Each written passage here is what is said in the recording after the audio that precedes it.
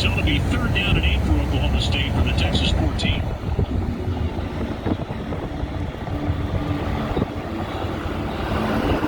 And Texas out of timeouts, trying to preserve whatever they could. They're going to get a stop here. Force a field goal.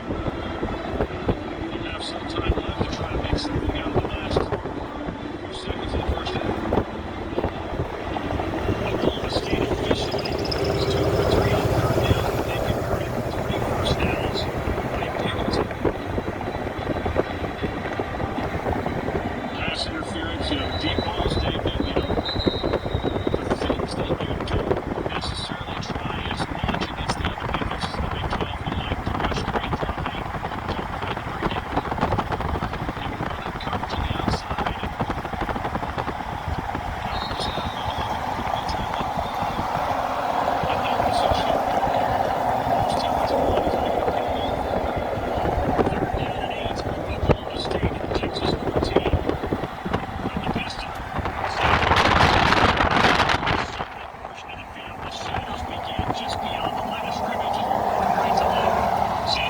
Cowboys have snap, fakes a handoff, back to pass, dances around, now he's flash, scrambling left.